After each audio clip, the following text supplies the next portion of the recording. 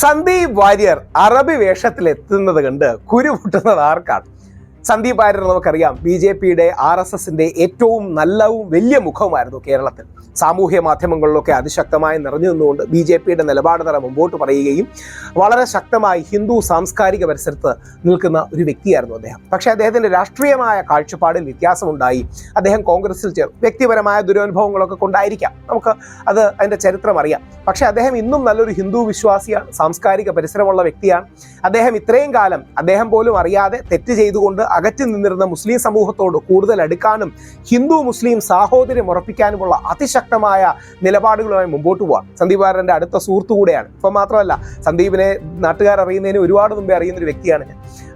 Sandeep active പൊളിറ്റിക്സിൽ വരുന്നതിന് 10-15 വർഷങ്ങൾക്ക് മുമ്പ് സന്ദീപിൻ്റെ അമ്പലത്തിലൊക്കെ പോയി പ്രസംഗിക്കാൻ എനിക്ക് അവസരം ലഭിച്ചു. അപ്പോൾ സന്ദീപ് വാര്യർ ഒരു അറബി വേഷവും വസ്ത്രധാരണവും ഒക്കെ കെട്ടി നിന്നുകൊണ്ട് പല ആൾക്കാരും സന്ദീപിനെ ട്രോൾ ചെയ്യുന്നുണ്ട്. നീ പൊന്നാനി പോയോ, മുസ്ലിമായ മതം മാറിയോ തുടങ്ങിയ കാര്യങ്ങൾ പറയുന്നു.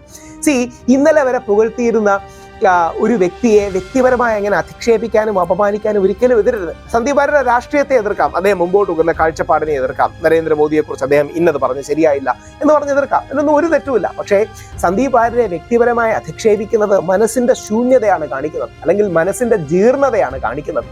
സന്ദീപ് വാര്യർ ഏത് രംഗത്ത് പോവാണെങ്കിലും സന്ദീപ് വാര്യർ മികച്ച രീതിയിലെ സംവാദകനാണ്, നന്നായി സംസാരിക്കുന്ന വ്യക്തിയാണ്, ഗംഭീരമായ പ്രഭാഷണം ചെയ്യുന്ന വ്യക്തിയാണ്. അപ്പം സന്ദീപ് വാര്യരെ വ്യക്തിപരമായി അധിക്ഷേപിക്കാനും അദ്ദേഹത്തിൻ്റെ കുടുംബത്തെ, ഭാര്യയെ, അദ്ദേഹത്തിൻ്റെ ഫാമിലിയൊക്കെ മോശമായി ചിത്രീകരിക്കാനൊക്കെ ഒരുപാട് പേര് ശ്രമിക്കുന്നുണ്ട്. അത് ശരിയല്ല. അപ്പോൾ സന്ദീപ് വാര്യർ കേരളത്തിലെ ഏറ്റവും പ്രഗത്ഭരായ ഒരു യുവജന നിരയുടെ ഭാഗമാണ്. എല്ലാ പാർട്ടിയിലും അങ്ങനെ നല്ല നേതാക്കളുണ്ട്. രാഹുൽ മാങ്കൂട്ടത്തിലുണ്ട്, ശ്രീ സ്വരാജിനെ പോലെ വലിയൊരു പണ്ഡിതൻ CPM-ലുണ്ട്. അങ്ങനെ ഒരുപാട് വിഭാഗത്തിലെ ഒരുപാട് ജനങ്ങളുണ്ട്. പക്ഷേ അവരെ എല്ലാം നമ്മൾ പ്രോത്സാഹിപ്പിക്കുകയാണ് വേണ്ടത്. കാഴ്ചപ്പാടുകളുടെ വ്യത്യാസം ഉണ്ടാകാം. സ്വരാജിനോട് എനിക്ക് ആശയപരമായി ഏറ്റവും വിയോജിപ്പാണ്. പക്ഷേ സ്വരാജിനെ പോലൊരു പണ്ഡിതൻ നമ്മുടെ നാട്ടിൽ വേറെ യുവജനങ്ങൾക്കിടയിൽ ഉണ്ടാവില്ല. അത്ര വലിയ സ്കോളറാണ് അദ്ദേഹം.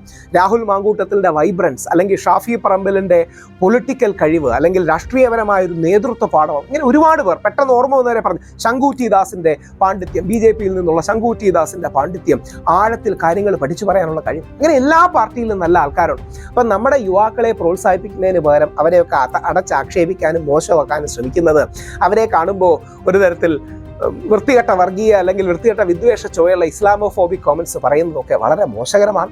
സന്ദീപ് വാര്യർ ഒരു ബ്രില്യൻറ്റ് യങ്സ്റ്ററാണ്, നമ്മുടെ നാടിന് ആവശ്യമാണ്. പാർട്ടി ഏതാണെങ്കിലും, ഇന്നാളെ CPM-ൽ പോകണമെങ്കിലും സന്ദീപ് വാര്യരെ സപ്പോർട്ട് ചെയ്യാറുണ്ട്, ഞാൻ കോൺഗ്രസിൽ പോയാലും സപ്പോർട്ട് ചെയ്യാറുണ്ട്. ആ വ്യക്തികൾ വളർന്നു വരണം. നിലപാട് തറയിൽ വ്യത്യാസം ഉണ്ടാകാം. നമ്മുടെ വീട്ടിലെ ചില ആൾക്കാരോട് നമുക്ക് അഭിപ്രായ വ്യത്യാസമില്ലേ? അപ്പോൾ സന്ദീപ് വാര്യർ മുസ്ലിമാണ്, മുസ്ലിമായി എന്നൊക്കെ പറയുന്നത് വളരെ മോശമാണ്. അത് നമ്മുടെ മനസ്സിൻ്റെ ജീർണതയെ കാണിക്കുന്നതാണ്.